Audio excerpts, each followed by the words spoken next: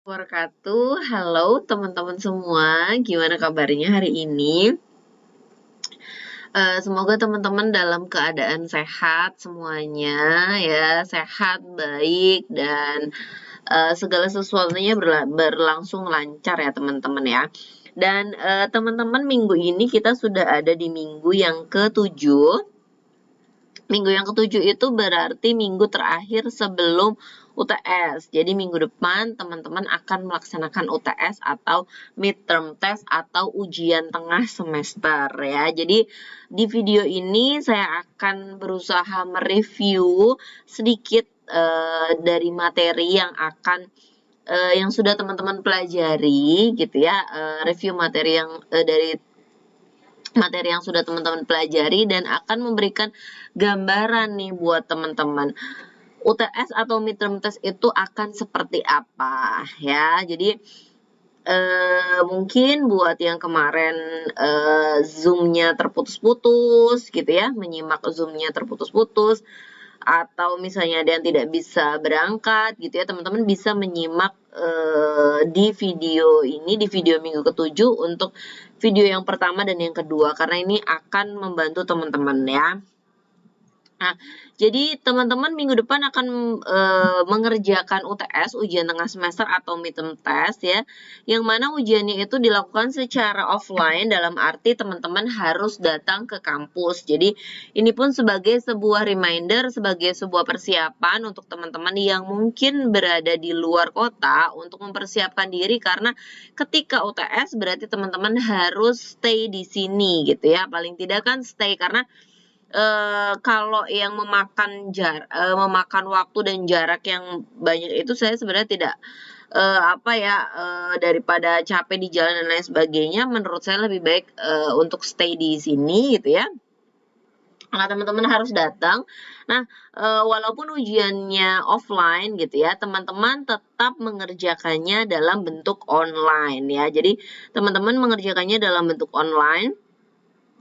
Teman-teman mengerjakan semua soal-soalnya via Google Form ya. Teman-teman mengerjakan semuanya via Google Form dan juga via gadget yang memang teman-teman pakai, entah itu handphone atau smartphone atau juga laptop. It's up to you ya, teman-teman considernya atau prefernya gitu ya, nyamannya menggunakan lewat mana. Nanti ada barcode soal yang teman-teman bisa scan barcode, kemudian nanti soalnya kemudian akan keluar gitu ya teman-teman. Nah, untuk UTS sendiri soalnya adalah pilihan ganda atau multiple choice yang terdiri dari 25 soal ya. Jadi akan ada 25 soal yang pastinya soalnya itu ngacak ya. Jadi antara mahasiswa satu dengan mahasiswa kedua dan mahasiswa ketiga itu akan bisa jadi nomor satunya itu harusnya gitu ya, idealnya itu akan berbeda-beda gitu ya, karena akan dipilih secara acak teman-teman ya, jadi akan berbeda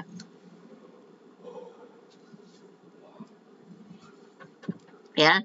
Kemudian nanti silakan teman-teman mengerjakan pilihan ganda atau multiple choice-nya itu jawabannya terdiri dari A sampai E. Silakan nanti teman-teman mencari jawaban yang terbaik ya di antara jawaban-jawaban yang baik gitu ya. Jawaban-jawaban yang salah tentunya karena semuanya itu salah, pasti ada yang paling benar. Nah, setelah teman-teman mengerjakan, reminder dari saya adalah silahkan mengcapture gitu ya, mengcapture ketika teman-teman sudah mensubmit, silahkan mengcapture ya sebagai bukti kalau teman-teman sudah mengerjakan. Dan reminder dari saya lagi adalah silahkan kartu ujiannya itu di save, karena di save atau disimpan siapa tahu ya teman-teman di kemudian hari gitu ya itu akan berguna gitu, karena ada pengalaman gitu ya, ada pengalaman yang data nilainya itu tidak terrecord ya, sehingga nantinya akan jadi permasalahan gitu ya. Nah, kalau teman-teman ada bukti sudah mengerjakan dan juga ada surat kartu ujian yang sudah tertanda tangan oleh pengawas, pastinya itu akan jadi bukti gitu ya kalau teman-teman benar-benar sudah mengerjakan. Nanti akan dicek lagi semoga gitu ya, saya berharap solusinya akan seperti apa gitu. Tapi teman-teman sudah bisa bikin improvement gitu ya, teman-teman ya. Jadi itu tentang ujian. Nah, kemudian ini adalah tentang materi nih teman-teman. Materi apa saja sih yang nanti akan keluar pada saat midterm test ya. Ini materi, tapi sebelum ke materi sepertinya saya harus ke sini dulu teman-teman. Oke, teman-teman, akademik sendiri punya question kriteria atau jadi memberikan patokan bagi saya dan teman-teman dosen yang lain itu untuk memberikan ketika kita membuat soal itu harus ada kriteria easy, medium, dan difficult atau mudah, sedang, dan juga susah. Jadi soal mudah itu terdiri dari 60%, teman-teman. 60% itu kalau dari 25 soal, dari 25 soal maka akan ada 15 pertanyaan yang sangat-sangat mudah. Kemudian mediumnya itu adalah 20%, itu berarti ada 5 pertanyaan yang sedang gitu ya, atau dia ya susah banget juga enggak gitu. Gampang banget juga enggak gitu ya teman-teman. Dan yang terakhir ada yang sulit gitu ya, difficult. Nah, yang difficult ini 20% juga ada 5 pertanyaan. Jadi totalnya akan ada 25 pertanyaan, 15 pertanyaan sulit, 5 pertanyaan sedang, dan 5 pertanyaan yang sulit ya. Nah, kemudian ini materinya yang akan keluar pada saat UTS atau midterm test besok.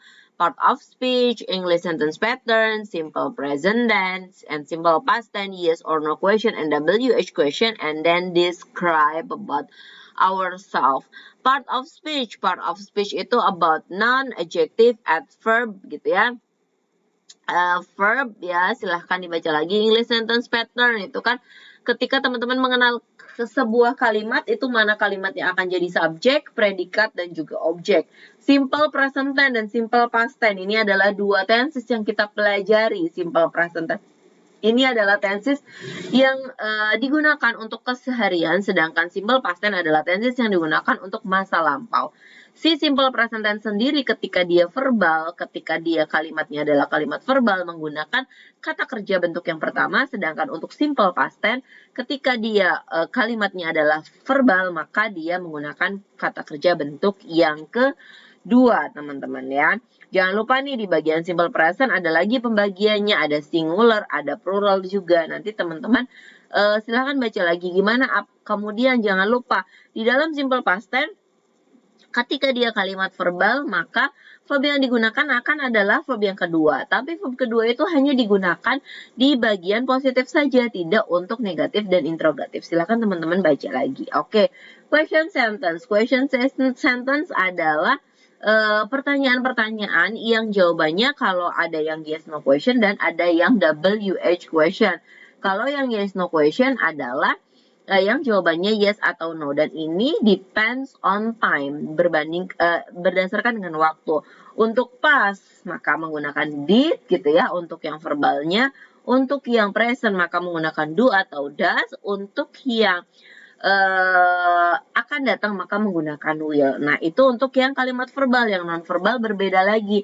Yang non verbal ada was, ada penggunaan was, were, is, are gitu ya, dan ada will be ya. Nanti itu yang jawabannya yes dan no. Ada juga yang WH question. WH question itu bertanya what, who, when, where, dan ada how. Jangan lupa di bagian how hati-hati dengan how many dan how much. Nah, terakhir ada writing session. Di bagian writing session ini ada describe yourself. Jadi di minggu kemarin teman-teman sudah saya berikan sebuah contoh bagaimana menulis tentang diri teman-teman sendiri. Nah, apa saja yang ditulis dari mengenai diri sendiri? Ada general things gitu kan ya, kemarin ada general things. Kemudian juga ada ada physical appearance dan lain, ada physical appearance, ada karakteristik, ada juga your passion. Nah, itu nanti akan ditanyakan ya. Oke, teman-teman, ringkasan materi dan penjelasan mengenai bagaimana ujian besok saya cukupkan sampai di sini. Nanti kita lanjut ke video selanjutnya. Terima kasih teman-teman. Assalamualaikum warahmatullahi wabarakatuh.